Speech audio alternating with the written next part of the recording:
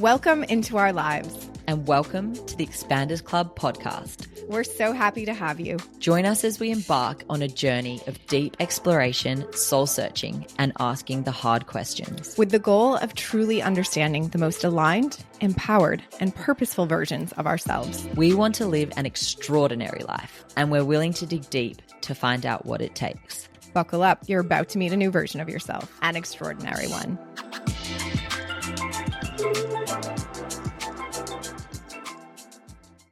Hello, everyone. Welcome to the Expanders Club podcast. I'm Maddie.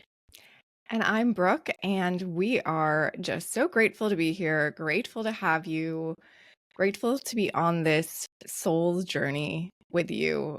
You know, Mads, I heard this again yesterday, which I've heard a million times, that we are, souls having a human experience. And just every time I hear that, it hits in a different way depending on like where I am that week in my evolution and perspective. But it's so freaking true. And I love leaning into that idea. Like, we're not humans, here to have a soul experience. We are souls having this human experience that is very freaking interesting.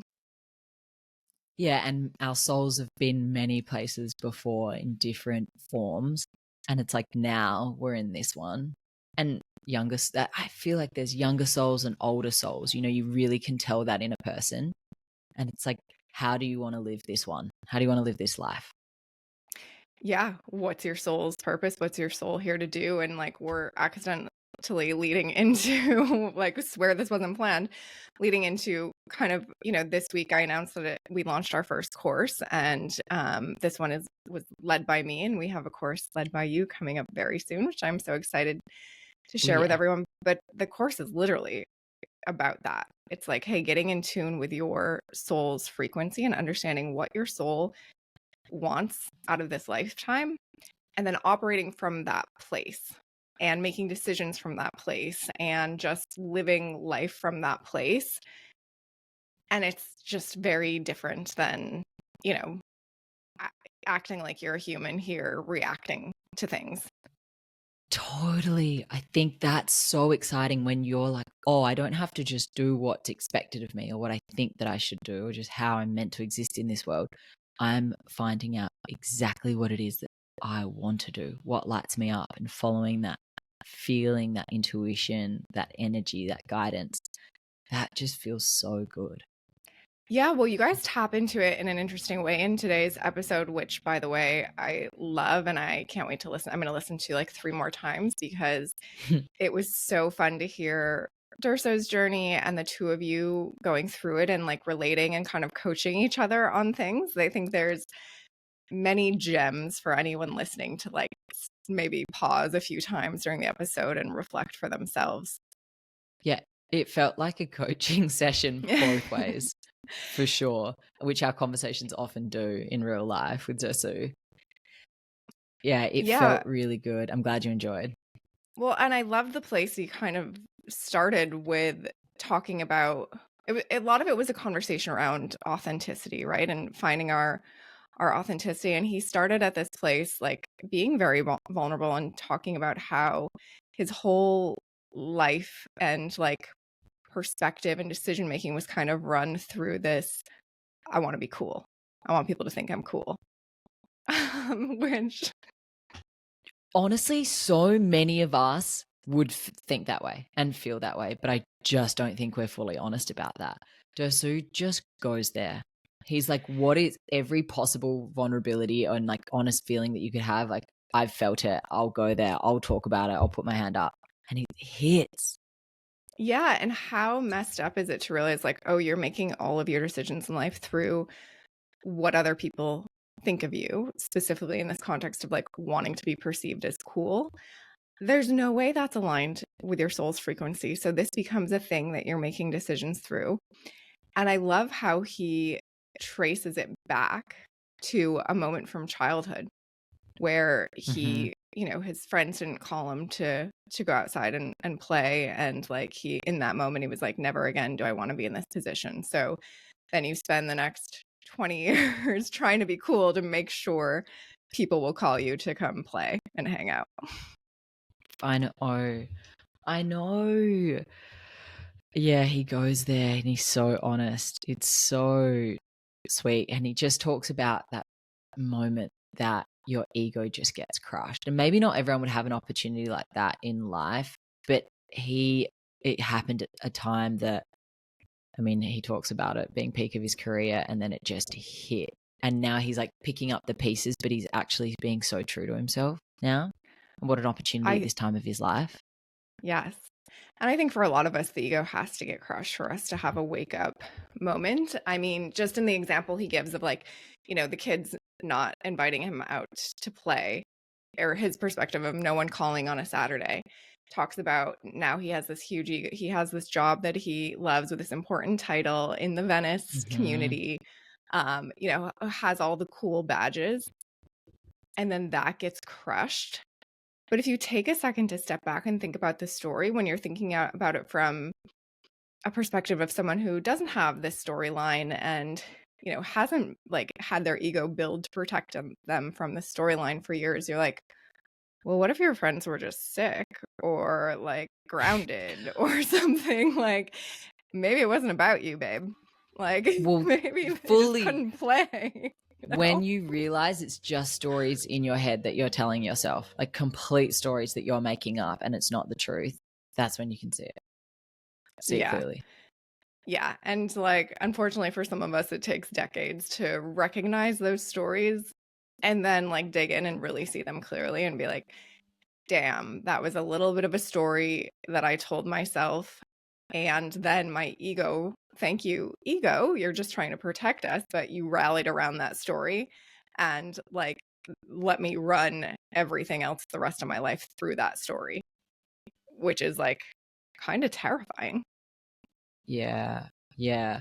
I mean, I do think it is a journey to be able to come from that higher place of being like, to be able to see something, reframe it, and be able to see both perspectives because, of Mm-hmm. course, we get stuck in our heads. Of Yeah. course. Yeah. And ask the question too, like he specifically talks about like wanting people to think he was cool. And I love that he admits that because like, look, you're in Oh Venice, my like the God. We fucking want to cool be fucking cool. capital. Yeah, the cool capital USA. And like everyone talks about authenticity and like I love the vibe and the opportunity to express yourself and explore, but like it's really just a bunch of people wanting to be cool and being afraid that the next person won't think that they're cool, 100%. 100%. And if you guys actually look at Dersu's work, which you should follow him on Instagram at Dersu Rhodes, DERSURHODES, he draws these incredible comics. Like he's an artist and the message behind them is what's so powerful. And he telling his story from like his Mm-hmm. inner self, young Dersu, and the honesty, every single one just hits. I'm like, whoa, you said that, like you're owning up to that. That's real shit. Like talk about vulnerability to another level. Like he goes there. Yeah, I'm excited to check them out, and hopefully we can share some of them maybe in our social media feed this week because I think people would find them really interesting. What's the story that you've been shedding about yourself? Yeah, I mean, there's probably so many, but the biggest one that I realize there's a lot of layers to, and is impacted. So it's like the number one filter that I've been running things through since I was very, very young is this story that I am not safe. And it comes out in a few different ways. Like I'm not safe, like physically, like this physical feeling of like, okay, I'm actually kind of always looking around, checking out my surroundings. Like I'm not physically safe, but also like the one that probably is harder and has a little more nuance to it is like, I am not safe to be me. Like, or I'm not safe to just be, you know? So there's a lot of layers to it, but I've shed some of it, but it's a work in progress. It's not a easy one to shake. But when I first realized it, probably 5 or 6 months ago, I almost couldn't even say. I was like, okay, I like shocking. I was shocked, but then I was like, why would I be shocked? Because I'm understanding my history and my childhood trauma. And then I would just be like, okay, I'm going to use it as a mantra for a bit. I am safe. And I almost like couldn't even say it. And then for a while when I would say it, I couldn't believe it. And it was really heartbreaking because it's such a basic, like foundational thing, right? To feel safe. And it's hard because you look around, I have a husband, I have safety, I have a house, I have, I have a strong husband, like physically, the very basics, like physically, my husband physically can take care of me and could fight off wild animals or someone attacking me or something like that. And also my husband allows me to be me, whether he likes it or not. He's totally accepted. He's got no choice. That. Yeah, exactly. He's fully accepted that. So in my reality, I am safe. But that storyline is just so ingrained of like, I am the only one who can keep myself safe. I'm not safe, so I have to be on constant alert so that I know how to keep myself safe. Like, that's the big one for me. Whoa. That's full on.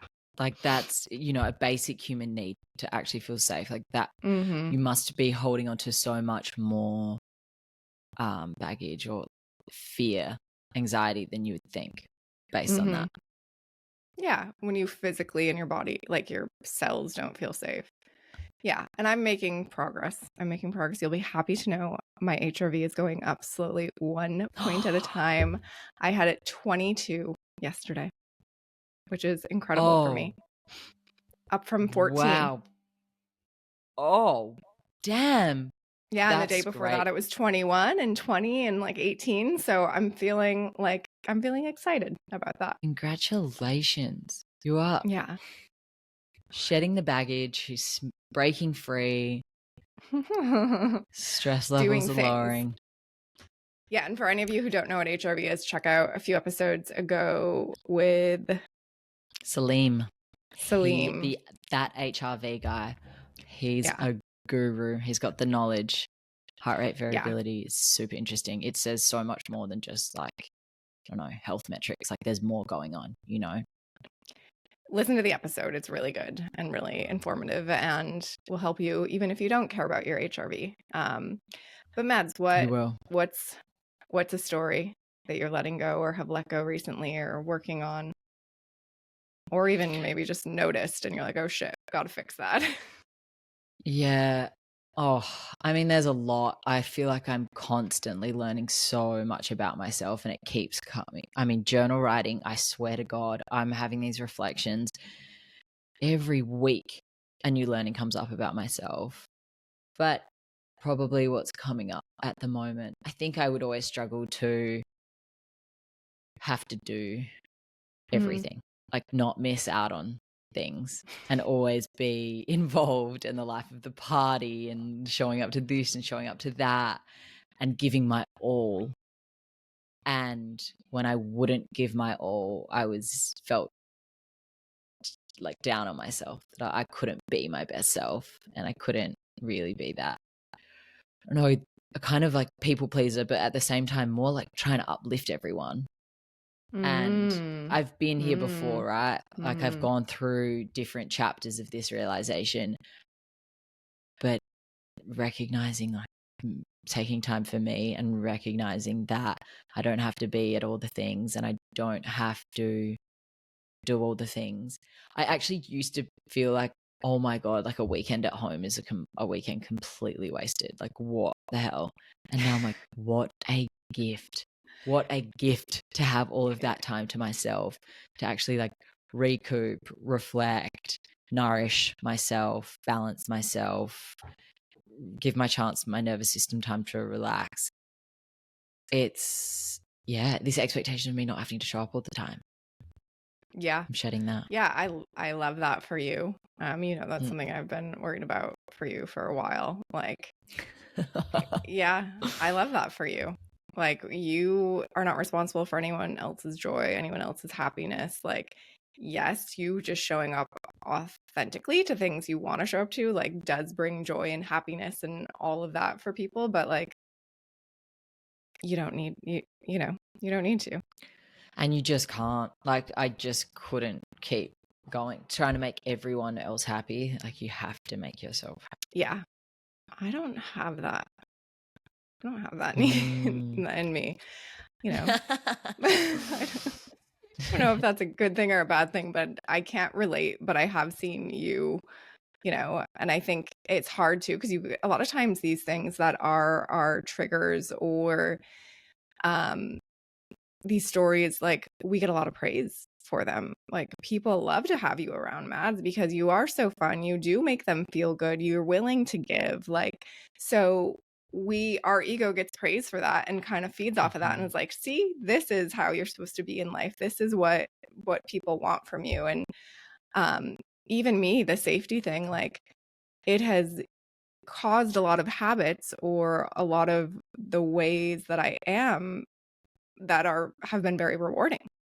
Like, probably some of my success, my work ethic, my, some things that have, like, made me successful in my career, but to what, to the detriment of my health and myself.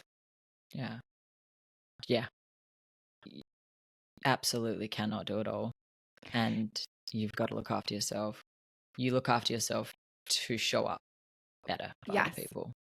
Exactly. And I love, you guys touch on that a little bit, but I love how the conversation kind of touches on so many things that astrologers would say are happening in the collective right now. There's this collective, those of us, like, and I think our listeners, if you're listening to this, like, you included, like, there's a certain vibration of people on this earth that are, maybe here to do things a little bit more in the spiritual or wellness world, like, that a lot of us are waking up to things. We're waking up to our own stories. We're waking up to, like, asking questions that we had never asked before, or just, like, stopping and looking at different systems and, like, why is this way? Why do we have to do this way? Something as simple as what Dersu brings up is, like, small talk. And, when you're at an event or party, it's like, no, can we just stop small talk? Can we, and you guys talk about sitting down in front of the computer to do work. Like, why is that how we work, and what we consider productive? Or you guys talk a lot about the values, like the value we place on certain jobs and roles. And I love it's such a good example of, like, how a lot of us are waking up and asking these questions and are like, wait, does this make sense? Like, yeah, it kind of doesn't. There's a lot of things we're just doing that don't actually make sense. Yeah, and we're just doing the norm, like going along with the norm and what's always been done. And, like, why don't we challenge that? If it doesn't feel good, if you feel like you're forcing it, because, I mean, I've said this before, I'm like, this just doesn't, I think so many people would feel this way, to sit in front of a computer all day. And if it's so forced, it's like, there's got to be another way to be able to spark your creativity, to be able to create more. Yeah. And I think the conversation really leads to, like, how do we, we start with Derso's kind of rock bottom, and it's something very relatable, and something that I relate to. And, like, how do we bring our life force back in all the ways, and just start to examine everything, our stories, our ego, our systems. And I think they've done a great job, Dersu and Kerry, which the best couple, I adore them. They moved from Venice life to Topanga life and now live in Ojai. Like, talk about just, like, taking a step back into nature, even more quieter life. And it's both, I've seen them both grow so much and step into their power in what they're meant to be doing. They're both just being able to be creative and happy and calm. Yeah. I love hearing stories like that, because it's such an expansive moment, and almost gives me permission to be like, okay, I can think about doing this differently. I crave nature. I could figure out how to do the things that I love, and, like, not be living in a city, not be close to the things and the people I know. Like, there's a different way to do it. And, like, the more of us that start pushing and doing it, it just, like, gives the opportunity for others to be like, well, okay, if they can do it, I can probably do it. Totally. Because there's this idea if we're all in, I mean, when using Venice as an example, but living here in Venice, there's this energy, there's this, everyone's doing things, there's this on, there's that on, people are creating things, starting businesses. And you're like, I don't want to miss out on that. I want to be in that because it's very inspiring and everyone's doing the thing. But what if you weren't missing out? Like, what if there was more on the other side? Or it was, Right. And do we stop to ask ourselves those questions? I think that's one of the things that I like a lot about Dersu's journey, because I think it's so important. Is like he is asking himself the questions, and that's so necessary. Yeah. What would be the most supportive environment for myself? Yeah. Why am I? Why have I been doing things this way? Why did I care about that? Why do I care about that? And I think that's really, I think you probably do this in your journaling practice. I do too, but that's kind of a really good pattern to get into, to start to really feel into living authentically for yourself, is like slowing down enough to examine the thoughts, examine the things that you're doing, and asking why. And I think once you start doing it, for me, I experienced shock around like, where the fuck was I? Why wasn't I asking these questions before? Why was I was just like going, not fully just going through the motions, but with a lot of this stuff, like, yeah, why has it taken me 30 some years to ask these questions that are actually simple answers and life-changing? Life-changing. Yeah. We're just like living, just attached, just doing what we think we should be doing. Yeah. So there we go. It's a great chat. Can't wait for you guys to listen. It is. Yeah, it is. Mads, can you remind us of how we check out Dersu and his story and comics again? Yeah, cool. So his Instagram, Dersu Rhodes, DERSURHODES. And then you can find all of his great content there. It's the way to find the man. Yeah, awesome. Dersu, thank you for this. Thank you, friends, for listening. We so appreciate each and every one of you. We're having fun. We are learning a ton. Mads, actually, do you know this is our 20th episode? Oh my God. Episode number 20. Let's go. I mean, it's been so fun and we're learning so much, and hopefully you guys are too. And I just want to say, like, just the opportunity to be in conversation with you, Maddie, someone that I so admire and trust, and the opportunity to have these bigger conversations, like, it's been really incredible for me. So thank you to those listening, like giving us a reason to create this platform. Hopefully it's impacting your life, but like 1000% it's impacting mine. So thank you. It has been game changing, and thank you too, Brooke. It's been so amazing to have this space to be able to share, bounce off each other, have this freedom to have these deeper chats. And in terms of vulnerability, like, start a podcast, that's a way to freaking get into a vulnerable state. There's been moments where I've just been like, cringe, oh my God, did I say that? But it's like, that is all part of it. That is the growth. That is the learning. It's the only way to move forward. If you're not cringy, you're boring, you know? Yeah. I was literally having this conversation this morning with some friends over coffee, and it was just like, go deeper. Go one deeper. Have that deeper conversation with a friend, with a stranger, instead of the small talk. Like, ask them what their deepest fear is. Yeah. You never know what you could find. I'm so craving that. I mean, I'm lucky I get the opportunity to have them, but like, I really just want a friend who wants to talk about aliens with me. And I've really wanted this for a long time. So if any of you out there want to talk about aliens, please DM me. We can be friends. I need that in my life. That's the one thing missing in my friend community. No one cares about that the way that I do. No one understands my need to talk about this. So the amount of times Brooke sees aliens and UFOs in her backyard in Long Beach is wild, guys. Surely someone else has seen them out there. Yeah, well, I'm just a girl looking for a friend to talk about aliens, and it's a dream. It's a dream. We You'll get it. appreciate you all. We hope that this has brought value to you. If there's anything you want to talk about or hear about, DM us. We would love to hear. We would love feedback.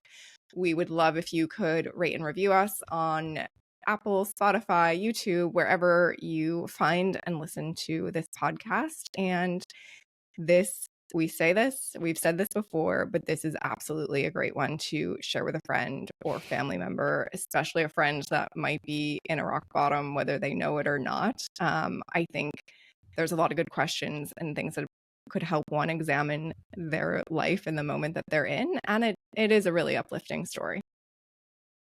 Thank you, guys. Enjoy. Appreciate the support. Thanks, guys. Dersu Rhodes. Oh, hello there. Hi, sir. Wow, we're live? Is this thing on? Here we are. We've arrived, and I have Dersu Rhodes on my couch in Venice. He's come down the hill from Ojai. What a gift. I'm honored to be here. Thanks for coming on the podcast today. You know, I always enjoy my conversations with you beyond belief. And I always feel like you're such a safe space to speak with.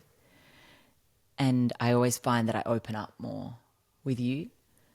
And so I thought it would be really special to have you on the podcast just because of who you are as a human. I mean, I wasn't nervous. Now I'm nervous with that kind of hype. But thank you. I feel so similar with you as well.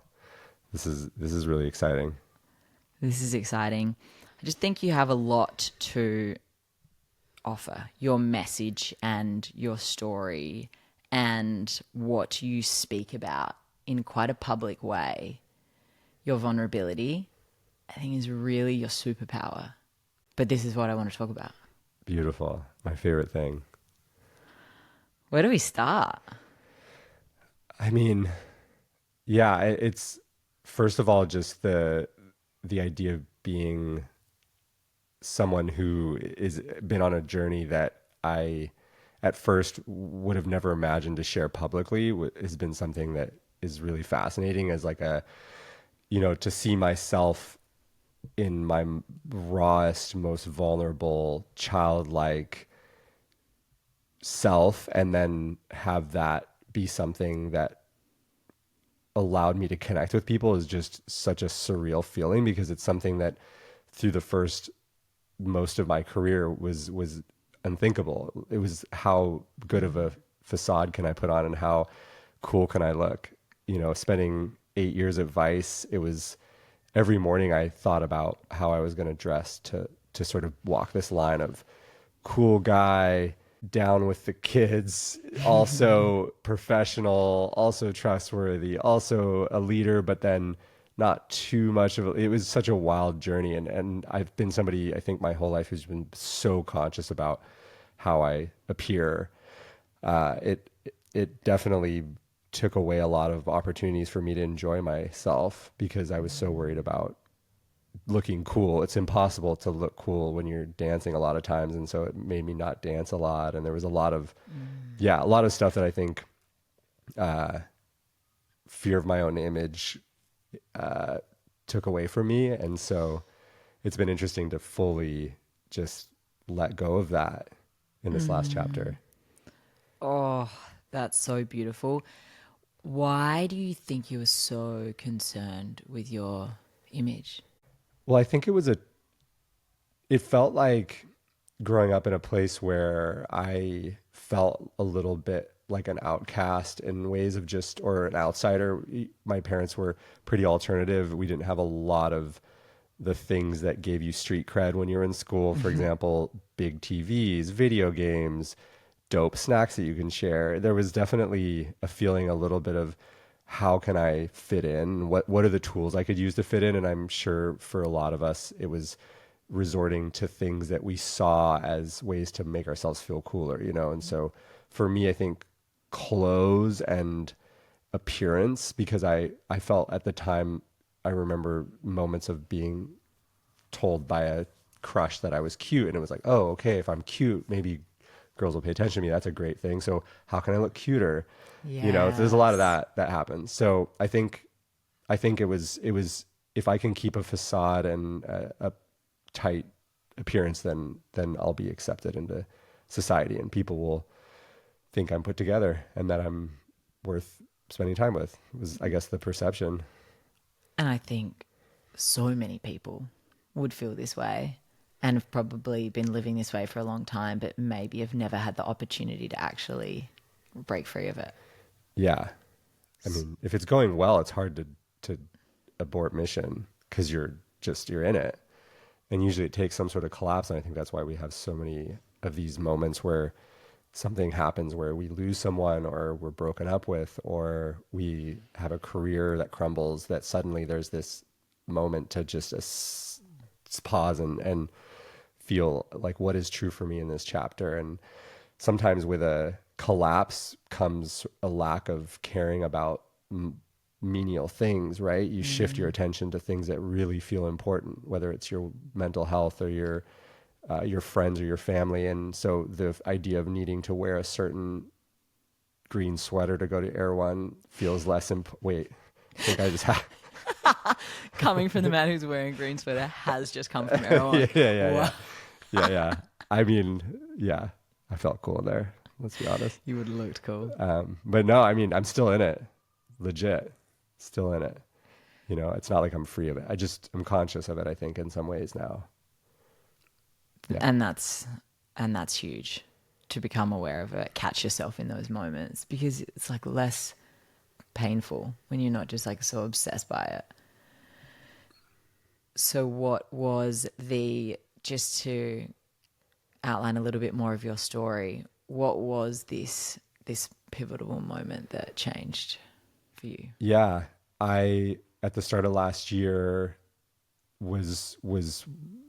got to work, which looked like logging onto a Zoom call, and my boss at the time read sort of a letter that was letting me go from the company. And I was so sure of myself and so oblivious to reality that I said to them, they had HR on the call, and I said, I think you guys have the wrong person. I legitimately was convinced that the meeting had got mixed up and they were going to let somebody else off, that it wasn't me. And then they're like, it was a very awkward moment where they said, no, it's definitely you. And so yeah. And then it felt like being dumped from someone I was so in love with out of the blue, where I felt they loved me and that we were going to be together forever. It was my dream job. It was the height of my career. It was VP of blah, blah, blah. And I just, had this moment of just full crushing chop to the stomach, like sick, and just went into this tiny place of being kind of curled in a ball in the corner of my existence for probably like a month or so, and just felt so insecure. And I remember going to a party where this person asked me, they started talking about their Apple commercial that they were shooting, and I looked at them and they asked me what I was up to, and I had tears in my eyes, and I said, I just don't think there's anything that I can tell you that's going to seem cooler than what you just told me. It was like, I just don't know how to exist in this networking environment. I cannot contribute. And, I'm going through something really hard. And then suddenly this little spark happened where this individual who's a big time director suddenly started to talk about a divorce that he was going through. And we went from the dumbest small talk to like the deepest, most meaningful conversation that still sticks with me today. And I think that was a clue for me of this transformation of how can I chop through this, like there's too much going on in this world, and there's too much that we're working through to just be stuck on the surface. Like, we don't have enough time for this. There's an urgency. And I think we're feeling it, like so many of us are, this feeling and hopefully people that are listening, it's this idea of this small talk can be tranquilizing. Like sometimes it feels like I got hit with a dart in the neck in a conversation when someone's asking me about stuff that's like, it's draining. So I think that for me was just this clue of, whoa, okay, what happens if I just get really, really fucking honest? And that's when the first comic was kind of birthed, was in that moment of, okay, what is real for me? How am I truly feeling? And a lot of those feelings were associated with feelings I had as a little kid. You know, the feeling of like being alone in a career moment where I wasn't being called a lot was this feeling I had. I remember this moment of being against a window. It's the weekend. It's a Saturday. I'm like 6 years old and I'm waiting for the phone to ring for someone to call and no one calls. And it's this feeling of, I'm not going to get invited to anyone's house today. And just sitting in that feeling of no one wants me to play with them. And I remember it was almost identical. And so I drew something about that, and it ended up by being the beginning of a really beautiful chapter of expression that felt the rawest, as I was saying, that I'd ever expressed publicly. Because of the facade, it was like, dude, you just bailed on your whole program of looking cool. Like no one's ever going to hire you after this comic. Cause I basically said that I was feeling so insecure and a small child and like no one was going to call me, you know, and did the opposite. Yeah. It did the opposite. Yeah. Your comics are incredible. Your storytelling, your drawing, the way you're able to actually put on paper this emotion, like I feel it. I feel you telling this story. You're so well done. And the vulnerability is so real. And I'm so happy to hear that it has been able to offer you such a beautiful thing in response, because you have this sense of like, oh shit, I'm exposing myself. And that's kind of how I feel with this podcast. I'm like, well, I'm getting up on the mic and I'm talking about the things I'm struggling with. And maybe all of a sudden people won't see me as a coach because they're like, well, what idea does she have? But if you've been through it and you're able to talk about it, there's power in that. And people want that. 100%. I heard someone say something last night that was, your pain is your medicine. It's the medicine that you can offer to people. It's really that pinpoint of your pain, of your challenge and your most insecure self is literally your superpower and your code that helps you help people the most. It's a direct reflection of that. And so I would say someone who's a coach going through this kind of challenge and doubt of their talents or their direction or purpose, for me, feels really important. I would, someone who's completely buttoned up and put together, and I don't know. I think to me it's courage in a way that inspires me to want to open myself in that same way. Yeah, so true. I think you could have such a deeper conversation and you feel so much more understood by someone who's been through hard times. If everything was just easy, like, do you really think you would be able to connect with the people the way you do if you were still in that on top of the world, kind of everything's all good, point of view? I've had some of the hardest things that I've been through in the past year, and I feel so much better for it. And I actually, what you were saying before, of break it all down, like almost this ego death. And now being like, who am I in my realest, rawest self with nothing to show for except just who I am? Can I be happy with that person? And that's the journey. Yeah, that's such an amazing place to be. I think one of the reasons is that there's a moment to take a breath because you have less of this, you're not as caught in those grooves, when everything's going super well. It's a natural point of pause. And I love this idea of, in this moment of pause, I talk about this a lot, so I'm sorry if I already said something like this to you, but I think this idea that we have this moment to analyze our measurements of success and what we consider to be successful or meaningful, because in this new chapter that evolves, you know, and I think about this a lot. It's like society in a way has this culture has imprinted this belief that certain things quantify a successful human. Whether it's I mean, numbers is a great one, right? The amount of people that follow you or that engage with you, and a measurement of success that I got trapped in over and over and over, and I'm still dealing with. And then there's also the idea of a title or a status, right? And really, I think those are traps in a huge way. Yes, there are ways to sometimes find your way with, right? Because if you know that a lot of people are making comments on something that you posted, it's usually a sign that there's charge there. Yeah.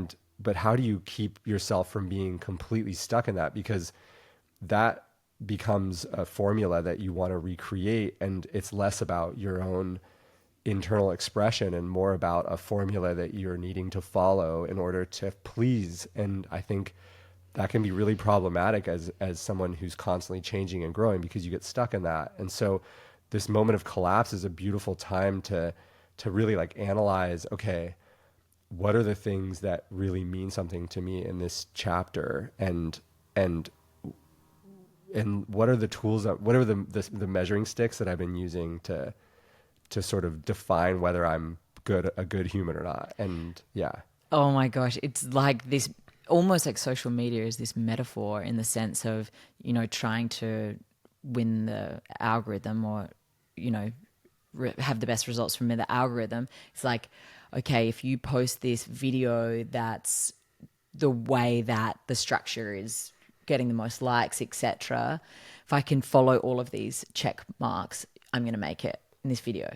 Just as like, if I get the job, if I get the partner, if I buy the house, if I have the baby, if I do all of these like check boxes, that's this like validation. That's this like, you're making it. Culturally imprinted. That doesn't, because really, if we sit with ourselves, if those were not norms that were really, really similar, and I know we all have, you know, the urge is biological in some ways at certain stages to want to have a child, for example, but I would say, like, really sit with it. Is it something that's fully true for you? This idea of having a certain, you know, I had a friend who I just talked with, who has this pain and this angst around not being fully activated in his comedy, in his himself as a comedian. He loves comedy, he loves play.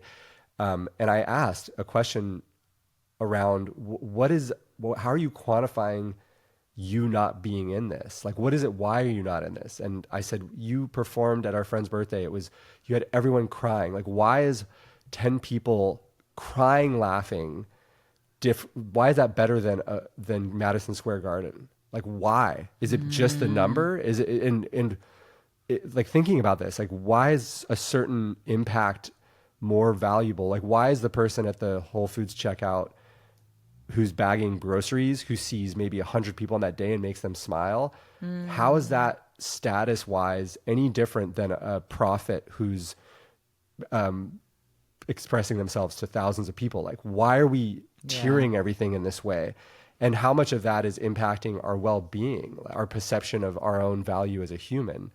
Because to me, it's like, if we unpack this, there has to be more freedom in less of this angst of feeling like we're not doing enough. And I think about, for you, exactly, like, you keep telling me that, you know, there's this wanting to expand and there's ways, but I see the way that you interact with people, the way that you bring light into situations where you make us feel like we're the funniest, most important people on earth. You doing that to one or two people in a week, why are you not doing the thing that you're talking about wanting to do? You already are, like, and so I know that there's and money's another big one, right? It's like, if you're making this certain amount of money, that means that I'm doing this well. But like, there's a lot of terrible fucking art out there that's being paid a lot of money for that has nothing to do with the value of the art, you know? And I'm going on a tangent, but I do think there's this one thing that's really important here is that yes, we can find formulas and things that work and that feed us and feed what people want, great formats, etc. But to try to like use that as your early stage wayfinder is, I think, a trap, because it's not about you truly. So the stillness that comes and the like reflection that happens within taking a moment to really analyze what it is that you really deeply need to express within yourself with no cultural influence, I think is a place of like incredible power and incredible growth. And it's like, it feels really, really relevant to speak about this. Like I'm getting fired up I because love these. yeah, I really think there's something here. I don't know if that makes sense. And yeah, maybe. Oh no, that's Yeah. really hitting. That's really hitting, because I'm thinking about these moments, and my favorite morning of the week, I always speak about it, is swim club, when I'm just with just a handful of us, 5, 7 of us, and the connection that we have, the joy that we all have, jumping in the ocean together, swimming, getting out, that achievement, and coming together, drinking coffee together afterwards, matcha, and just loving on each other, just pumping each other up, just being like, how can I support? What are you working on? And we're all walks of earth, like all different people that have just come together, like such a motley crew. But it is so special. I look around at every single person. I just think you are all so beautiful, so unique. And we light each other up. And that feels like one of the most powerful things I could do in a week, is supporting these people to like show up to that. And what you were saying, that's free. There's no money there. That's just beautiful human interaction and adding to people's lives. And I've had multiple people message me on the side and be like, Maddie, I'm so grateful for Swim Club and what it has done for my life, the community it's created for me, the joy that it's brought. Like, thank you so much. And that feels more fulfilling than anything I've ever done financially. Right. I don't think that the dollar value in this world actually has any correlation with the value that it's bringing. Like, just because something's more expensive, you pay more money, doesn't mean it's so much better. No. And I mean, also for yourself, you go to a huge networking thing and everyone's talking about, I've got a blue check and I've got thousands of things and we're doing all the workshops and we're going to be in Bali. And then you're like, I organize a swim club Wednesday mornings with 5 people. Guaranteed are probably going to have some sort of contraction where you're like, I wouldn't say that, like, right? Why? But I think the challenge here is that that's actually, we should come with the same amount of pride. Really. Yeah. And I know it sounds woo woo and like, oh yeah, great. You're living in dream world of this idea that I just think it's like our perception of ourselves based on these sort of tethers of societal achievement or reward or appreciation. It feels I think that they need to be analyzed like deeply. And yeah, I think you're already doing it. That's the thing when I really think about it. But it's hard because we want to grow, right? And I think this is like a good segue into this idea of how do you, because I don't know, it's this idea of how do you expand and find your edge, because it's what humans from the beginning of time have always desired, right? To like sort of go into the unknown, to try new things, to push ourselves in some way. And how do you find this feeling of contentment in this current state while also wanting to find your edge? Yeah. And what is that balance so that we're not like swayed too deeply in one way where we're forgetting about where we are now and appreciating this moment for the beauty of this moment, and the impact that you're having, even if it doesn't feel massive. Yeah. This is certainly like what I'm dealing with at the moment. I feel like I've got so many different things going on. I'm trying out so many different things. My coaching, the podcast, our Rome, our Moroccan rug business, and all the communities that I'm building. And then I also do some sales consulting. I do a lot of things at once. And there is like ideas of, am I overstretching myself? Where can I really add value? And just like I said, like I swear to God, building the swim club community has felt like one of the most valuable things. The podcast, connecting with people, having these deeper conversations has felt so expansive for me, and I hope for others. And then it's just about finding the money to support that. Yeah. Yeah. Rick Rubin talks a lot about this idea of separating these two worlds can be very powerful as a practice, and I think it's interesting as a concept because a lot of times with this kind of spark of creativity, when you attach monetary things to it, it can lose its magic, right? Yeah. It's the minute that you start having to worry about crazy sponsorships and things, a lot of times it gets diluted just naturally, right? I think it's what happened to Vice. It was this beautiful entity that was creating incredibly fringe content, and then once they brought in sponsorship money, the sponsors had a say in the documentaries, and so suddenly it gets diluted and it loses its soul. And I think it's just a lot of the times what happens with a lot of art. It's like the same with the comics that I'm doing. It's this idea that they're so pure and so untouched, but then when I start to get people making comments about certain parts of the comic they like, I start to go to that more. And so we naturally, because it feels like, oh, this could be a way to make money, or like to really, what if I could quit my job and just become an artist? Or what if I could, do podcasts and have this be my entire life? And I don't have to worry about consulting and all these things.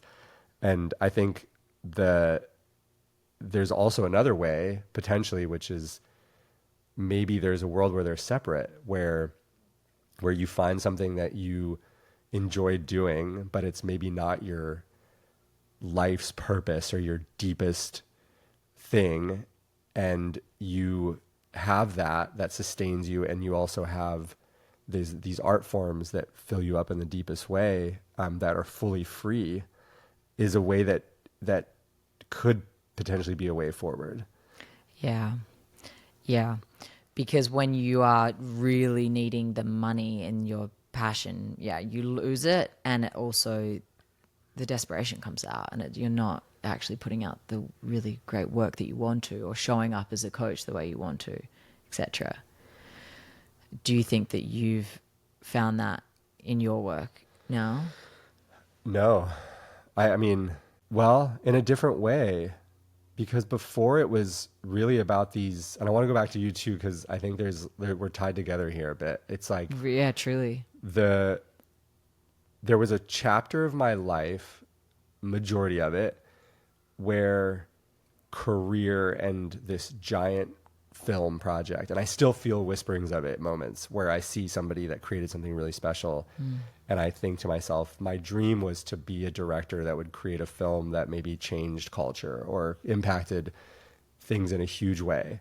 And that felt like, until I get to there, the rest is just the steps along the way. And it was really it was the quintessential, not appreciating the journey. And I think what's happened is there's been a bit of a shift where now, with the collapse of the career, in a way, I just started to pick up the pieces and focus on the tiny little parts of the things that I loved of the day, where it was like, wow, I'm actually enjoying doing this little thing here, designing this tiny sign for this, clubhouse. And it's like, I'm not going to put this in my portfolio probably. It's just this little moment. And I'm actually having fun with the typography. I'm listening to a good track.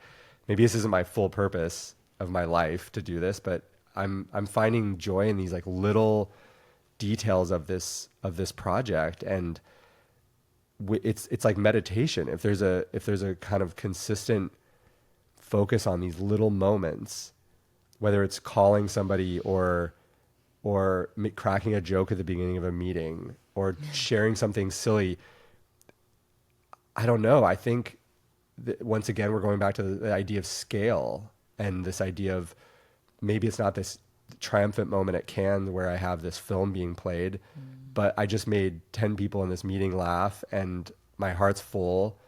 Wow, that's like a really special morning. And that seems to be this, maybe the shift that's happened is my job is significantly less glamorous, but I don't know. I'm finding like a little joys in these different things. And now, because we're meaning making machines, I've shifted a lot of my excitement and my heart into these comics and potentially doing a live reading of them, which is a performance I'm sort of building. And I'm finding almost a similar charge as I did when thinking I was going to make this award-winning documentary. It's just this tiny little thing of play of like, ooh, I get to create something. And so, yeah, it feels like maybe it could be another trap, but I'm sort of seeing it as more of, no, I'm just attaching sort of another journey to a different place that maybe isn't as connected to my work.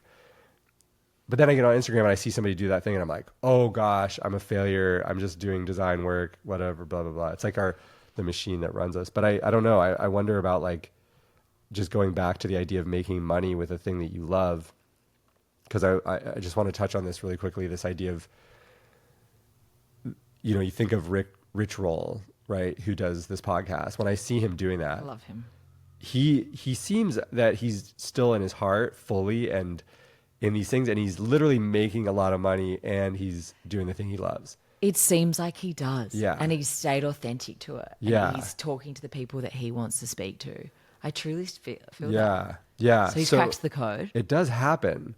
And I think of even, I mentioned Rick Rubin. It's another great example of someone who he walks around barefoot in this beautiful place and he gets to work with the most incredible artists on this planet. And he's just following inspiration and spirit. And I think to myself, well, you found it. Yeah. You found the merger of the two. And so, yeah, to make money from what you love deeply, yeah, what is the way that you sort of keep it pure, but also start to welcome in wealth? Like, I don't know. I mean, how do we crack this together? We need to, right here, right now, this needs to be cracked because it feels like this is the life mission. Yeah. And I kind of feel like this is what I've learned in LA. Growing up, I never thought that you could actually really love your job. You kind of did the thing that, after school you went on to study all the basics, be a lawyer, be an accountant, get into marketing, get into this, get into that. And it wasn't till I moved to LA and saw all the people out here doing jobs I never thought could possibly be jobs. And it all just seemed like a dreamland. And everyone speaks this, no, like, find your purpose, do what you love. Like, this can be a job. Did I ever think that coaching could be a job? I get paid to help someone, reach their goals and actually just get to connect deeply with humans, something that I love doing and can get paid to do. So yeah, coaching definitely feels like it for me. I mean, monetizing a podcast so you can sit here and have chats, that feels like it.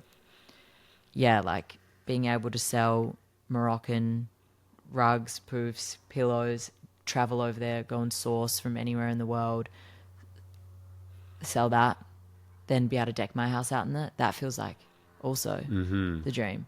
So it feels like I'm there, but, not fully there. Yeah. But let's take money out of the thing for a second, because I think it'd be interesting as an exercise.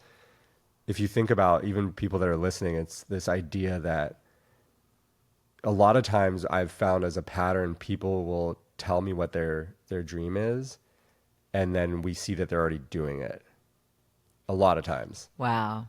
And I think you just explained your dream sort of, but you're already doing it. But the only thing that seems to be missing is maybe connecting that other side of it, which is like sustaining your life comfortably using that. But are there other things that you are measuring that have feel like a burden or that feel heavy for you, that feel that you haven't accomplished within what these categories are? Like, is there, you think about importing poofs, like, is there a number that you're going to get to where you're like, oh, I'm a importer, or like, is it an architectural digest feature or some sort of, what's the thing that feels like you're not doing it right now? Yeah. I guess I feel like all of these things are so new and they've just been started. And I think the ultimate goals are, yeah, probably dollar values, probably a certain amount of styling clients, a certain amount of coaching clients, a certain caliber of coaching clients, a certain amount of listeners on the podcast. Like, yeah, there's still higher goals, absolutely, Yeah. that haven't been reached yet. Right. And I don't know, will I be happy when? Like, that's also the thing that Yeah. you get caught up in. Yeah. Because it's such an interesting thing. You get to that point where you have the higher profile clients or something. I don't necessarily think you get to this point where you suddenly say, oh, my mom loves me now. Or like, oh, now I'm a human that deserves to live on this planet. Or I've impacted just enough. I'm good. I'm whole. I don't think that ever happens. Yeah. Right? Like, because it's this like goal that kind of, yeah, It's a moving target. The more you get, the more you right, want. right, yeah. I don't know. But you said like you got to a point where you were feeling like you were peaked at your career. Like you had it. You'd made it.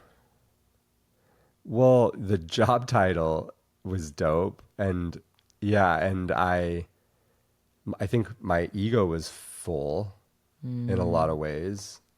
Were you fulfilled in the work? I loved the mission and I appreciated the leadership, and I was constantly learning, and that felt really good. Physically, what I was doing was mainly production plans and budgets and spreadsheets. Yeah. It wasn't actually that creative. So I probably would have burned out, but yeah, it was like peak of my, being appreciated or thought to be appreciated or seen in my career. But I didn't feel any different as far as my heart. It wasn't like I just had reached the end. Right? Yeah. I don't know. I wish I just feel I worry sometimes that we're just at this stage where we feel that we haven't reached something maybe for the wrong reasons or for the reasons that are kind of fleeting. But we can never say that to anybody because it's like you have to find it on your own. You have to. You have to. And I think it's about giving yourself the space to work out what it really is that you want. Because I think a lot of us are just doing what we think that we should do. Yeah. And I'm facing this at the moment with this idea that I should move back to Australia and be close to my family and where I grew up and where I'm from.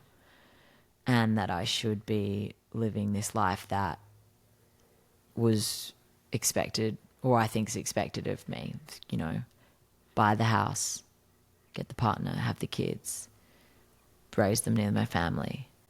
Don't get me wrong, of course these are things that I want to do. And parts of me of like, whoa, maybe I want it to look a little different than that. Mm-hmm. Like, yes, I definitely want to be near my family. But I don't want to move back fully to the city or cities I'm from or grew up in. Maybe I do want to live on the land in a coastal town with a group of friends. Yeah, for sure. Maybe that's LA talking, maybe that's Venice talking, that influence that rolls in. But yeah, I do want a retreat center. I do want to live a life of being able to heal people, connect with people. I want life to look a little different. Yeah. But I do know, I can already feel, and maybe this is my own story, is that life that I would choose would be judged. Yeah. It's interesting because the commitment to these things feels like heavy, even the way you're sort of presenting them. It's like this, it's a big decision, right? And it's also because just culturally there's this, it's like choose your thing, right? And we're really stuck in that. And I just love this, also the idea of the other side of that, which is try everything and just play in these early stages of a new chapter of just, let's try this, let's try this, let's try a podcast. Oh, cool, that's fun. Let's try this. Like, what if I think we get so caught up in like this heaviness and this pressure of what is our purpose? What's the reason you're here? You're wasting your time. We've got to find the thing.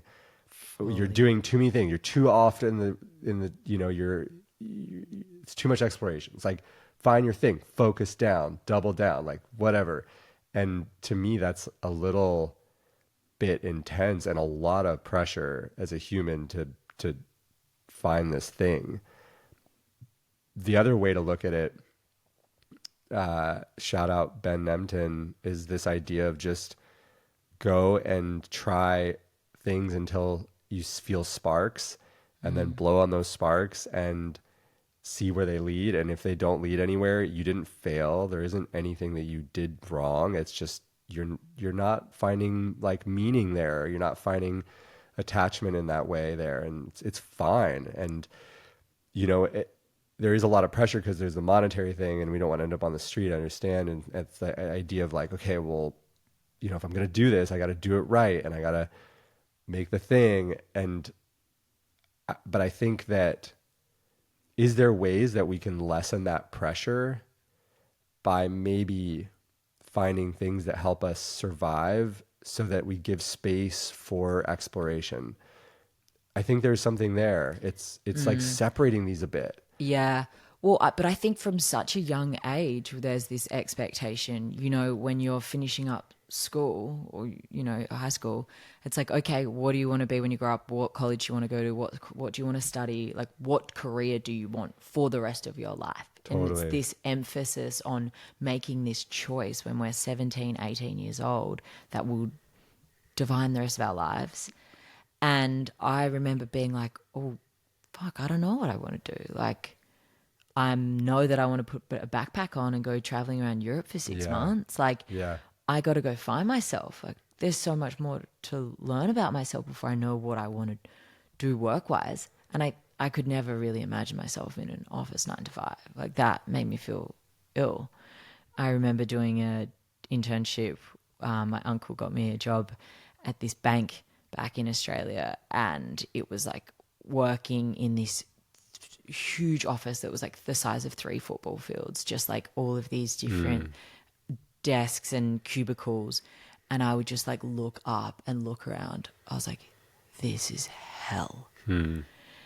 And anyway, that was like part of my confusion of being like, what's wrong with me? Like, why can't I choose what I want to do? Why don't I know what I want to do? Why don't I want to do what everyone seems like they can handle, can do? So my point is, like, the pressure comes on young, and then you keep thinking that there is this one purpose. And I like what you said about what Ben Nemtin says, and Mel Robbins also says it. It's like following the energy. When you wake up in the morning, like, what are you excited to do? Where in any week, in any year, etc. Like, what are the things that light you up the most? And following that spark, following that energy. I think that mindset that view takes the pressure off it, because it's like, it's okay if we go through chapters. And I think that's been a really helpful thing in my life. Instead of being like, oh, by 34, I should have all of these things. And oh, damn, that relationship didn't work out. Like, damn it. Like, instead I'm like, oh, that was just a chapter. That job, that relationship, that part of my life, living in the States for almost a decade, these are all beautiful chapters that are all part of the story. Yeah. And the chapter where you walk dogs while you find out what you love can feel really trying at times because you go to a party again and then people ask what you're doing and you say I'm walking dogs, and there's this stigma around it. And I think let's get that out of the way a bit, because it's like wherever, if you're hustling, you're making jewelry, you're freaking walking dogs, you're landscape, like whatever these like stigma job. I mean, jewelry's not, that's like, that's cool. high on the I love status that. thing. Shout out to Nisa. Yeah. Queen. Yeah, let's take that out. But I mean, just all of these things that we sort of feel that are not our fullest expression Yeah. can feel really trapped, or that, oh, this is temporary, it's not my fullest fullest expression as a human. I think can feel really really sticky and challenging. And I once again wonder if we start to lift that, and what happens if you kind of feel that, hey, I'm going to own this in this chapter, I'm doing this so I can find my way and focus on something else, or whatever meaning we can attach to it. I love dogs, I want to, I find more joy than in this, and then doing, something where I feel like I'm an executive producer of some big thing. Like I think once we free ourselves of that, maybe that gives us space to then play a little bit within these other worlds, because I think it can lift that pressure a little bit. Yeah. I mean, that's fully what I feel for the first time ever. And I feel like a lot of people I speak to in this, when they're building something, they're building a business, they're in this creative space, they are having to look to alternative ways to make money that still allows them the flexibility in their lifestyle that they need in the creative space to be able to focus on that. Yeah, I mean, I was like, do I need to become a barista? Yeah. In Europe, that's like a high honor. It is, True. in the deepest way. People do it their whole lives, and they know the entire town, and they're like, they framed it very differently there in a lot of ways than here. It's a temporary thing where I can do my acting, but there it's like, this is it. This is my, and I do this so that I can spend a lot of time with friends, and I think there's this idea of status through careers potentially different in a lot of places. I think that I just love to surface these ideas because to me, it just starts to shift my perception of my own success. And because I'm in a stage also of this in between or seemingly in between, and then, but what if this is it, And what if this is as good as it gets? Yeah. And what if, I mean, being let go was the greatest gift that could ever happen to you, which clearly definitely. Now you're able to step out and have this different perspective, slow down, look at what you really want. Yep. And I mean, I know you guys moving up to Ojai and creating this beautiful space, you wouldn't have done that. Yeah, definitely. And the creative space you're building there. Yep. And it kind of feels like we're in one of these sessions right now where you're my coach. Yeah, right. I mean, I'm vice versa, but the space in Ojai is special because it's just a place where people can come and who feel maybe stuck or creatively feel like there's something that's inside them that they haven't figured out how to formulate. And so the work is really around almost a facilitation of freeing those sparks and just figuring out, are there different ways to surface them? And I think, it could look like drawing your dream company as a Barbie house, right? What does it look like instead of trying to build out a deck? And what does it look like to get away from the desk and from a boardroom when we ideate? Like, what happens when I'm building a fire and you're sitting in a hammock and we're like in this moment of play, and someone else is in the kitchen and there's music playing, and in your journal and you're not on the computer, what happens? And I think we've been very one-dimensional in the way that we create in this past world. Was before COVID was very, very sterile, very conformed. And now I think creativity feels like it's sort of flowing in different ways, and, building like a little sanctuary where people can come and do that work feels like a dream for me. And I will say though, it's definitely not the thing that's keeping our lights on. It's my design work that's pretty grindy, Yeah. you know, Yeah. but now that work is free and I can literally, you know, charge less and just have people come in, and it gives me space to just make it feel less pressure. Like there's less pressure, you know, I need to have 10 clients this month or Yeah. else we're not gonna be able to keep the lights on.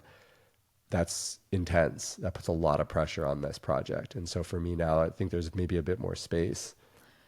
That's so good. And what you're offering is so powerful, because I think so many people, and I know for myself, I only saw productivity happening when I sat in front of my computer. And Yeah. it's like, you have to be at your desk. Okay, like I've got to think of ideas. All right, let me sit down in front of my computer and look at a blank Notion page.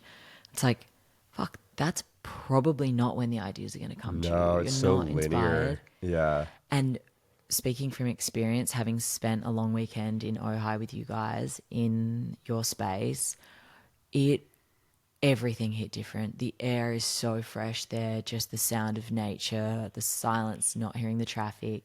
I spoke about this on my last episode with Salim, that HRV guy. My HRV, my heart rate variability, was the best it's ever been, like 220. Wow. And that is a correlation between your heart, your body, your mind, your body. As in, I was so at peace, so calm. I mean, we did go to bed at like 8:30 p.m. That's how we roll in OI. I mean, I'm all for it. Slept so well, and just like woke up and I went for a run through the vineyards, Yeah. and I was like, this place is magic. Yeah. And it did. I think back so fondly to that weekend of just being like, oh, I can always find that calm within myself if I can just, you know, obviously changed up my environment, but you can find that. You have access to that if you want to be able to go to that place of inspiration or creativity. Like, get Yeah. out of your day to day. Yeah. Through little, I mean, there's like little practices, getting in the ocean or something, you know, can help. And yeah, I think obviously like minimizing stimulation in some ways can be really helpful in that way. And yeah, I would also want to invite people, yeah, to reach out that are needing a retreat or some sort of getaway, even if you just want to go have a place to write for a bit and sit under a tree. And, you know, I think it's something that's like open to everyone to partake in. And also I think what it does is it really sends a message to yourself and your community that you value this moment to really find something that, you know, and to put this time in the same way that you would do it in a devotional practice, you know, to like really find a moment to put energy into birthing, whether it's an idea or some sort of creative practice or reflection or a business or anything like that. And I think, yeah, there's an aspect of this where I just want to surface that it feels very privileged. And I've heard this conversation. It's like this conversation, you know, for the people, I can hear my dad saying things like, you know, my dad walked home. He hitchhiked to work back and forth for 50 years, working at an ice cream factory. And he never missed a day of work. And he literally worked in a factory for 50 years, Oh my God. every single day, Oh my God. hitchhiking both ways. And I think about that and, you know, this idea that, oh, we're like talking about prancing around the world and I'm like having a hard time because I don't feel this purpose and I I'm thinking know. about him and he's like, you know, was a medic in World War II and was lower income and working in this ice cream factory. And it's like, he didn't have the privilege to have this conversation to like think about his purpose. And that's a projection of him. But, you know, I also see that part too. I'm like, are we going so far in this direction that we're not going to have any willpower or drive to actually like put in the time and the sacrifice that it does take? Or is like sacrifice and time and buckling down and all that stuff like a Protestant sort of ancient world belief and structure that actually doesn't exist? And yeah, like there's families that are trying to struggle to survive, you know, who've moved across the border and who are like literally working at a tiny little place doing something that for them doesn't have meaning. But I think there's also like a perspective of how we see this can also be transformed. Like there can be as much pride working this small job and sending money back home or providing for a family, as much purpose in that as you could having a blue check and speaking to millions of people every day. Yeah. Right? Like, no, I think this is a conversation of privilege, and that doesn't feel so good. You know, we're so lucky to be able to have these conversations. We're so lucky to be able to sit back and say, what do we really want? Because we can create the life that we want, and a lot of people can't. You're right. And that is more of a systematic issue, societal issue, as the people that work the hardest, the shift workers, the people who are showing up in the hospitals every day, the people who are showing up at all of the service industries, working these hourly jobs, are so severely underpaid given how much like physical work, you know, attentive work they're putting in. And yet these people who are, it feels like getting to live their dream and it's like easier work. Right? And I don't know the answer here. It's like, okay, if we all just did what we want, could that all just work as a system? Like, probably not. But if we can, how can we make it more fair? yeah.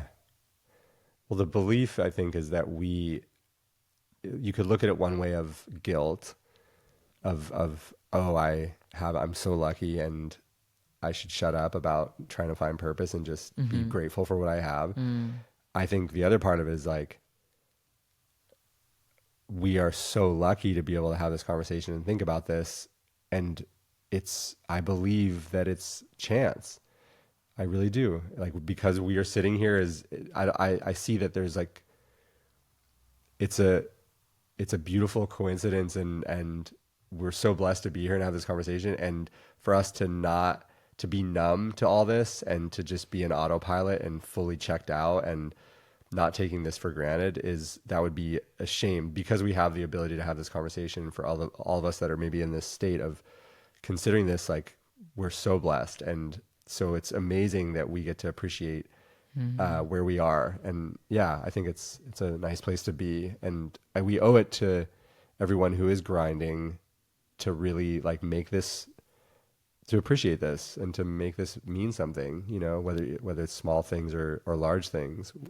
Yeah. And also, like, we've been there before. Like, we've been in times of our lives, we've grinded. We've done the shift work. We've done every type of job. I've worked in so many different types of jobs.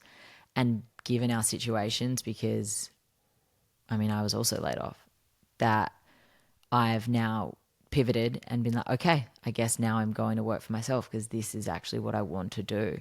And so something changed for us and we had to make do with this situation. And now it's just changing and shifting our perspective. And we know that we can do both. We're aware. Yeah. We're listening to ourselves. Yeah. But where I do want to go in our conversation, because I think this is so important. This really, I think this is so important in this day and age, is, again, speaking back to your ability to be vulnerable and how this is such a great example for men, and speaking more to this sort of idea of the masculine and what it feels like to be able to be vulnerable and how you learned this. Yeah, that's such a good question. I think there probably is a big part of it comes from just the celebration of it within my family, with my mom especially. I can think about the way that she expressed herself with so much vulnerability and sensitivity. And my dad, less so, I think. Definitely expressive, but I would say my mom just, it felt really okay for me to be super unhinged and emotional and when I was younger. And sure, there was the little bit of the impact of culture to try to sort of fix up, look sharp within the friends and things like that. But overall, it just felt like it was applauded. So I think there was definitely encouragement there. So I'm grateful for that foundation. And then I think what happened also was there that moment where I talked a little bit that I felt encouraged by community when I posted the first comic of this vulnerability. And it also, I think, comes with age. Potentially you start to care less and you've done a lot of the things and it's exhausting, and there's maybe this feeling of more intention and yeah, just maybe a bit more free in that expression. And you see people sometimes talking about when they get older, it's that they just start to let it go. They care less. And yeah, I think maybe there's some of that. And, but also because it feels punk rock a little bit for me, it feels fringe to do this because it's not something that we see a lot of. It feels a little audacious, and to say something wild at a, you know, a meet and greet or some sort of formal networking event and just throw out that you don't know what the hell you're doing, and everyone else is sort of expressing this very thoughtful like Polished version. Yeah, exactly. And so there's a little bit of this, let's go, let's get weird, I don't know, you know. And so I think it feels fun and playful in a sense. And the vulnerability also comes from a lot of doing the wrong thing, of doing the opposite. And I can think of this moment where one of my biggest learnings of my time at Vice was with a employee that was on my team, and there was an artist that came to do a mural on the wall at Vice, and it was a really intense mural, and I was so set on protecting the artwork of the art in general at Vice. I felt that we really needed to have the art protected at all costs, that when she came to work in the morning and said that she felt uncomfortable with the mural, I fully disregarded it and said, there's no way we're going to change it. And it really hurt her. She didn't feel heard. And it was a male artist, and it was her boss is male. And there was a little bit of this, just like, this would the way it is. And yeah, I think in this moment, I didn't see clearly like the impact it had on her, but it was really, really intense for her. Like, she came to me in this vulnerability moment, and then I was reprimanded by HR. There was not a huge deal, but it was a big deal. Like, I went back that weekend and painted over it myself. Oh, wow. And yeah, and I think in that moment, I remember this seeing such a huge blind spot that I had around, especially the dynamic between men and women. And a lot of my career after that was paying attention when people would share information that felt really important to hear. And one of the things that changed the way that I led these teams was making sure that every single person in the room was able to speak. And, you know, if a lot of times it happened to be a woman who was, or someone who identified more of being in their omega, and they didn't have necessarily the default to speak up loudly, would, you know, saving a space for like a minute, sitting in silence until everyone had a chance to share, or saying things, prompts like, anyone who hasn't spoken yet and would like to share, this is an opportunity, and just holding an awkward ass space for a long time. Huge teaching for me, and something that I still do. It's like, Wow. checking in with every single person, you know, because I think, yeah, I just started to feel like, oh, this is fun, because yeah, you want to feel good about the way you treat people, but also it's an education and something that as you practice it, it starts to become really exciting, because you see the benefit. The benefit of that exercise is that you have usually the most thoughtful people who have been listening the most and in a deep reflection of this conversation speak up finally, and they usually have the most powerful things to say that have the biggest unlocks.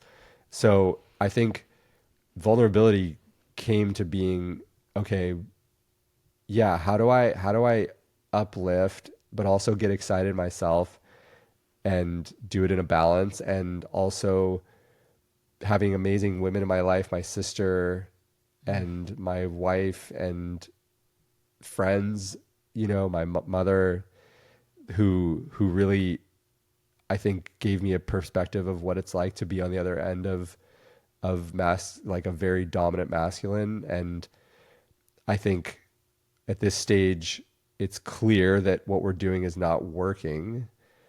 And so it is feeling like there needs to be a shift. And so, yeah, I do feel like a strong pull to shift that dynamic, and that vulnerability kind of comes as like the embodiment of the feminine within ourselves, of more of that omega, of that freedom. I see the banks of the river as the masculine, and the river and the water in between as the feminine in a way. And so it's like that balance. If it's too much, the river runs dry, and if it's, you know, like not enough of that, like it's all over the place, and maybe there's no clear path. So I think there's like a little bit of that in my day to day of thinking, okay, well, how can I balance this a bit? And that feels relevant. What would you say to maybe a young man, a teenage boy who is exploring this and maybe is thinking that showing vulnerability is weakness? First of all, get your hand out of your pants for a second. No, I'm just kidding. I would say, Or a young girl. yeah. I think our perception of power is skewed, and has been, right? Like dominant physical power seen as being something that like needs to exist in every human is not a real thing. And I think there's power in docile and in other ways. And so I think a big part is just like thinking about, okay, how am I moving through this world, and what is the reason that I'm like expressing power? And also it's a beautiful thing to have both, right? I think that the dynamics of that is so necessary to have a balance. But I don't know, I think it's also hard to say that to somebody, because I'm thinking about my teenage self would have been like, shut up. Yeah. You know? And so it's almost like you have to kind of, You have to learn it yourself. I don't know if I have the cred or like the ability to really understand how to speak to that. But I will say, like, I think something that's been working is these comics are like a very, very indirect way to address these issues, and do it in a way that feels playful and with a character, and sort of puts me at the center, because I'm not pointing a finger at them. Yeah. But I would share these comics because I think that there's something there that my hope is that they would allow someone to see themselves in them a little bit, and or maybe laugh at me, and maybe there's a tiny subconscious shift that happens within that. Yeah. Yeah, well, I think the comics that you're creating and the topics you're sharing, I mean, they're fucking real. And like some people would have such a hard time being honest with. Like, I don't know, you speak a lot to like deeper desires, you speak to overeating, you speak to smoking too much weed, to feeling so low in yourself, to cheating, to so many different deep, darker topics that people would really struggle to be honest about. Yeah. How does it feel? So good. It's so freeing. Yeah. It's so freeing to own this. It's just, it doesn't matter. Like you just, yeah, it feels that there's this opening of something that happens when I share something. I'm working on a comic right now about cheating on my partner for the last 7 years, or the 7 years, I guess we've been together for 13, and it was the first 7 years, chronically unfaithful. And yeah, the process of writing it is really interesting. It's really deep. There's a lot of tears that come up. It's like feels much more of a work than I imagined originally with these. And when I know that there's a charge there and there's something happening, it feels really important, and I want to share it because I think it feels like the deeper and more honest I can get, the more that it's gonna we'll see each other in these, you know, like it's like we are all connected, and I think, yeah, there's either healing for somebody who's been on the other end of it, or for someone else to maybe feel less like they are an outcast or an anomaly, and that we've all experienced this. And so it feels like the more deeply honest I can get, even with the dialogue or the inner dialogue or those expressions and those details of the story, the more that I'll be able to impact people and to sort of like, yeah, tell that story. No, that's beautiful. And yeah, if you can connect with someone, if someone can read that and relate, and that helps them. I know, speaking about, recently my breakup, when I would tell someone and just be real and raw, I was always so blown away with the response I would get of how many people would come back to me and say and tell their story that they'd been through. And I was like, whoa, I would have never known. And they're like, yeah, no, like I probably wouldn't have talked about this, but you just told me your story, so I'm opening up about my story. And a moment in specific was my like boxing instructor. Like we'll literally, he was holding up mitts, he was holding up, and I was punching, and we were just going for it mid punch, and we were both just talking about our stories of betrayal. Wow. And it was like this heated moment of both being just like, whoa, it was like such an emotional release. Wow. And afterwards we both just stopped and looked at each other, and I was like, thank you for sharing. He's like, thank you for sharing. Like that was therapeutic. Wow. That's dope. So a reminder too, if you can tell your story, you don't know who it can help and help them open up. Yeah. I love the theme also of brutal honesty in the deepest way, because it's like a kryptonite, the cutting through the fluff and the all the things that we use to protect ourselves, and I just love this idea of, yeah, trying to tap into this, because I also think it's an incredible tool. We have this formula, each of us. It's this thing that's created this code based on all of our past experiences of our life, right? Everyone is different. It's like you, for example, your experience with your father paired with your love for the ocean, paired with your being dumped when you were this age. Like this is your exact code, right? And if we say that your pain is your medicine, that also plays into it. And to me, that code is actually a clue as to how you can express yourself in a way that emotionally connects with others, even through content. We're talking about business or things like that. That is a code. And also that raw vulnerability is unique to you.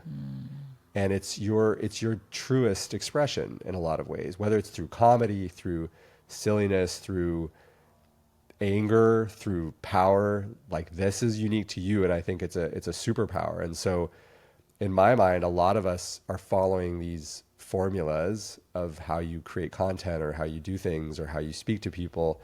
And so maybe there's a world where this disruption just, it's new, and you're like, whoa, what is this? Or I connect with part of this. I don't know why, because honesty is the greatest connector. And either and there is usually a point of pain, or there can be, we're not talking about like going around telling everyone what they think about each other, to that point, but like with the intention of expressing yourself for the sake of expressing yourself is a powerful, powerful tool. Oh, wow. That's such a good reminder, because you do feel like when you're on social media and you want to content out there about business, work, personal, etc., you do feel like there's so much noise. There's everyone's doing this, everyone's talking about this. But when you're reminded that only you can tell the story the way you tell the story, Totally. and have, your way of sharing it, that helps you so much. And for you to have found the way that you can express your stories through comics, instead of like looking at the camera and telling your story, you expressing it through comics is so creative, so powerful, so unique. It's definitely not something I saw coming. It was, if you would have told me this a year or two ago, I would have thought it was hilarious. But yeah, I mean, I will also challenge people that are in this stage where they're trying to figure out what their voice is.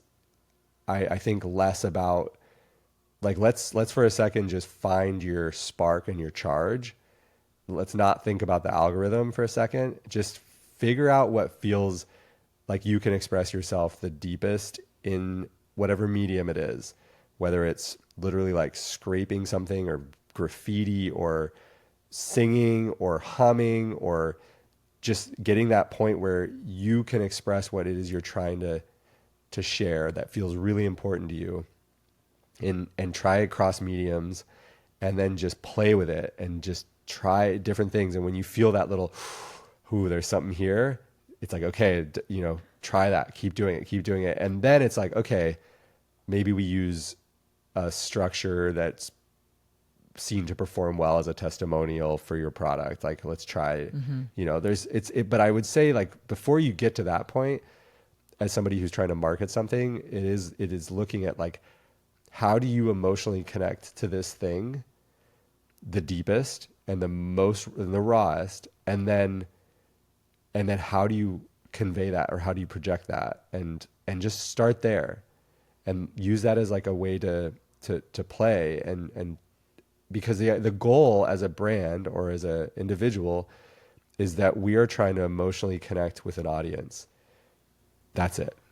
We have to, like, we're trying to get an emotional response, whether it's a feeling of desire or of trust or of anger or of irreverence or humor, but it's our main goal. And I think we lose sight of that because we see the things that work, so we just try to copy them. But it's not necessarily activating your unique code if you're doing that. You're just like sort of following other people's thing. And yeah, so find your uniqueness. Find what's truly yours. Yeah. Wow, Dersu, I feel like you might be the next Rick Rubin.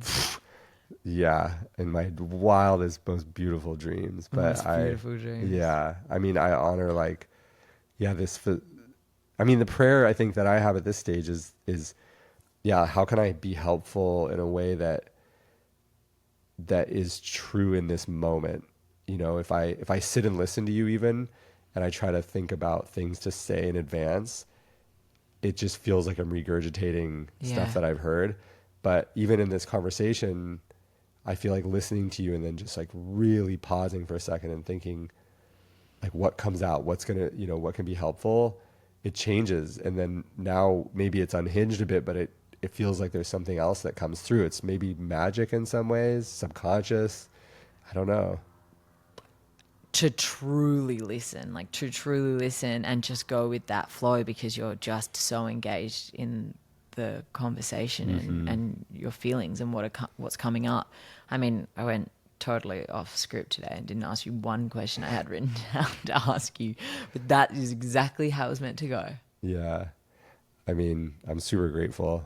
I really do hope, that these conversations are helpful and inspire some sort of spark in some way. That's like my deepest intention, and I think also it's just fun. I feel energized speaking with you. It always makes me feel charged, and I feel appreciated and all those things. So yeah, I'm grateful.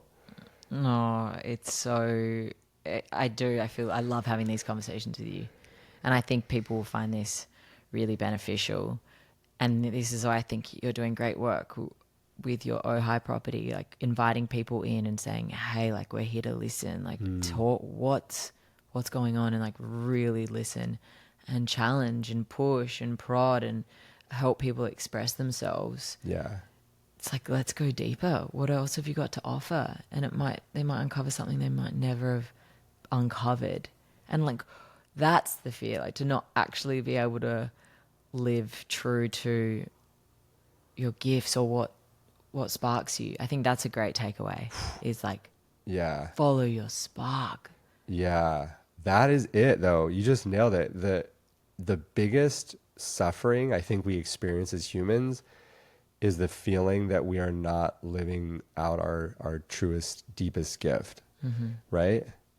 And when we think about what that gift is, like we're trying to get to that point where we're like being very formulaic and rational about it. I think it's irrational sometimes. It will not make sense.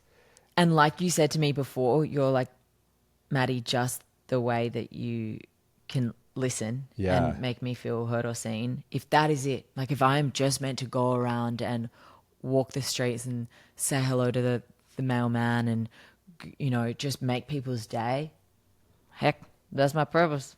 I mean, like I see that. And so, yeah, it's how many times also are we like not even seeing what we're bringing already? Yeah, totally. And that recognition is like, do we need that validation? For you to say that is like this reminder of like, oh my gosh, just show up and be authentic, be my truest self, smile at people, like appreciate.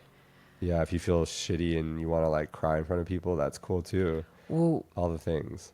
yeah, that too. Be okay to not be okay. Yeah. And that's something I've been struggling with. Like we were talking at the very beginning, we were talking about this idea around deep chats. It's like if someone asks me how I am in a social setting when I'm like not okay, I used to be like, oh my God, I have to show up as my best self. Yeah. And I still am. I battle with that. I literally was struggling that with this weekend, being out in a social setting and not actually feeling that good in myself. And people ask me, how are you? And I resented them for asking me. I was like, don't fucking ask me that. I wish I wasn't in this fucking conversation. And then I was like, Maddie, this is your shit. Like, just be real. And I was like, yeah, I'm struggling right now, actually. And they're like, I was always blown away by the response that I got. It was like, So hey, let's good. go over there and have a chat. Let's take a minute. So good. And that opened up like, oh, well, hey, I'm struggling too. Like, Yeah. let's be here for each other. What do you need? Or like, not even, like, let me just listen. Yeah. Yeah. Sometimes we won't have a response even for that. You know, somebody who's going through something challenging. I'm starting to learn that I used to want to try to give advice or things like that. And I think a lot of the time it's just like sitting with it and just holding space with them. And yeah, I think a lot of us feel like we need to have something to say, and it's okay if it doesn't make sense. And yeah. I've got a final question for you. Yes. Can you explain in one word or a sentence, or however you would like to? Freestyle rap. Yeah, actually, rap's preferable. Okay. Your past self, your present self, and your future self. On the playground is where I spent most of my days laughing uncle, shooting the b-ball outside of the cool. I'm just kidding. Hell, yes. Yeah, I would say, okay, past self, a little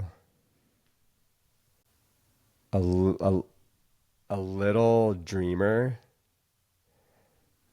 Wait, past self, now self, dreaming a little, and future self, living the dream. Hey, zing!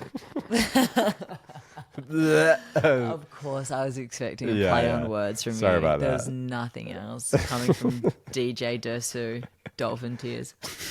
So, I love that. You're a little dreamer, to dreaming a little, to live in the dream. Yeah. Ooh, that hits. Well done. Thank you. Appreciate it. Thank you. Can I give like some shout outs to, no, I'm just kidding. Just want to thank. We've got a few shout outs to make. I mean, there's so many good people in our lives. I know. That we share. Yeah. I do want to invite people to reach out if they want to escape. Yeah, I'm going to include your details in the show notes so beautiful. people can look at what you've got going on, what you're creating. Anyone, an entrepreneur, or thinking about starting a business, you've got an idea, or you're in a job and you're not happy, you need space, anything.